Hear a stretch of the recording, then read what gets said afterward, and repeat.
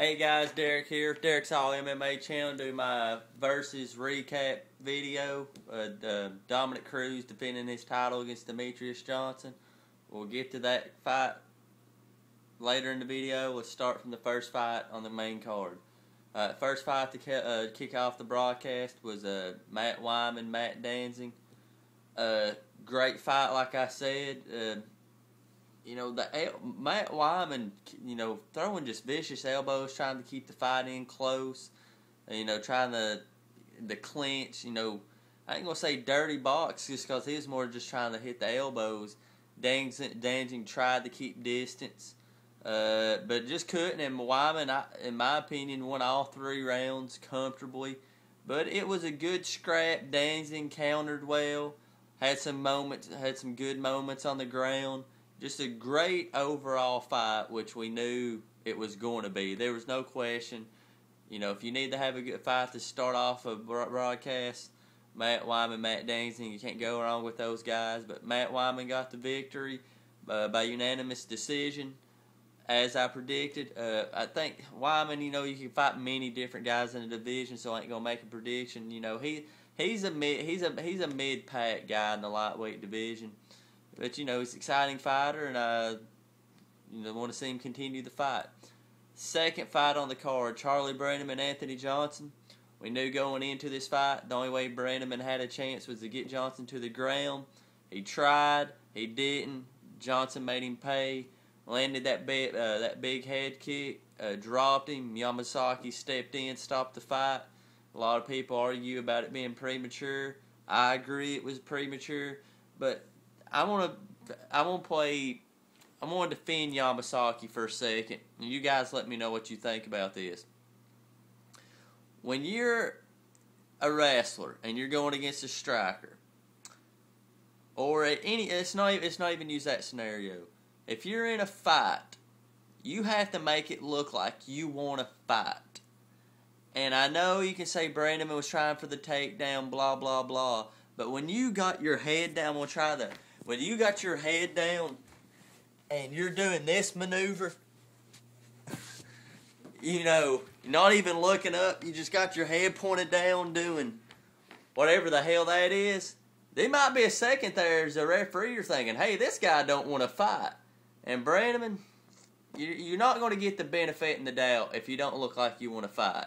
I know that may not sound technical. Well, man, he's trying to get the fight to the ground, cut the guy, he's trying to get the fight to the ground. Well, nothing wrong with that. You get the fight to the ground.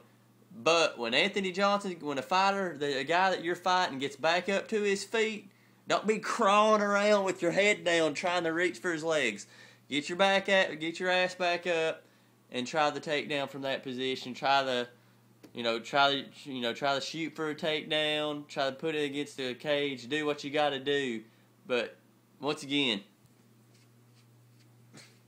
guys, can't be doing that's kind of nonetheless. Anthony Johnson KO, bad stoppage, but for co-main event, Stefan Struve, Pat Barry.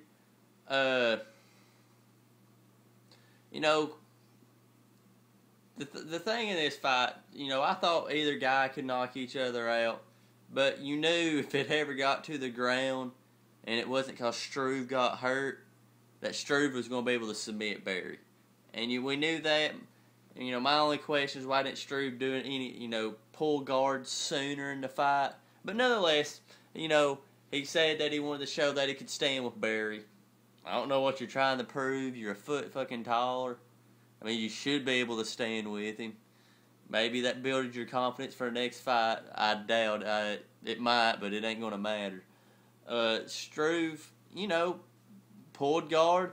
And once he got the fight to the ground, I said, 2 minutes, this fight's going to be over. And I was, that's what was going to happen.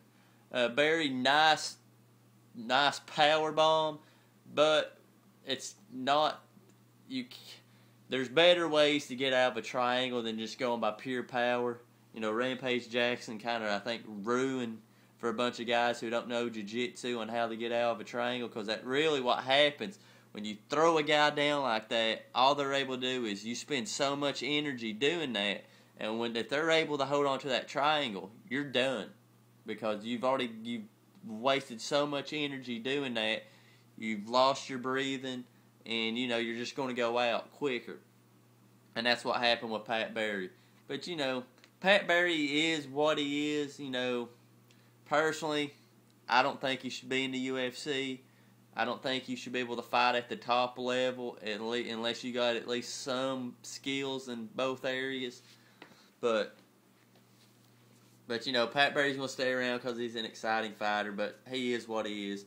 Stefan Struve, he's going to get, I don't know who he'll get. He might get the Matt Murciron Czech Congo loser.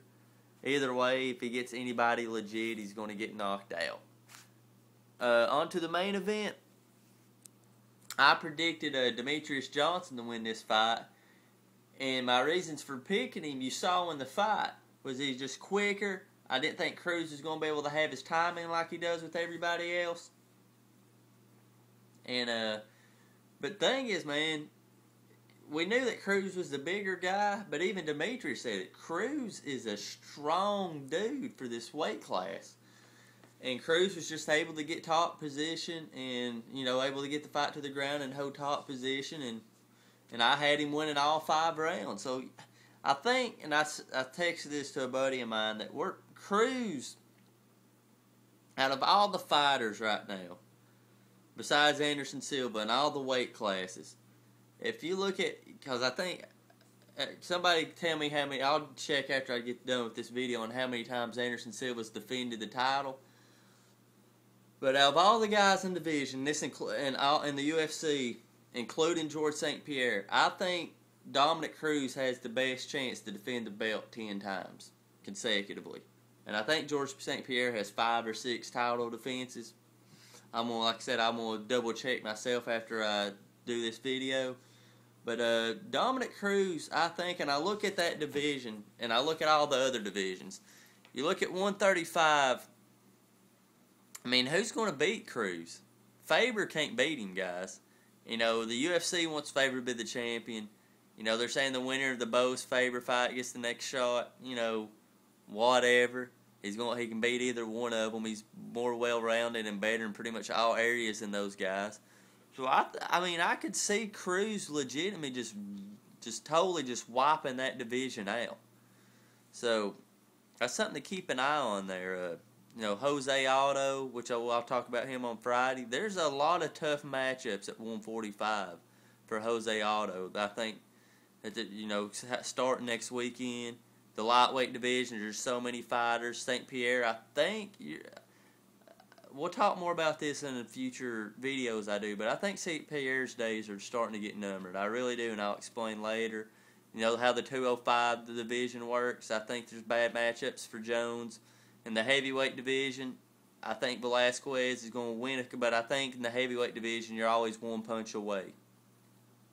Basically, I just wanted to go on that rant just to throw it out that Dominic Cruz, guys, we're going to have to start giving this guy some proper respect.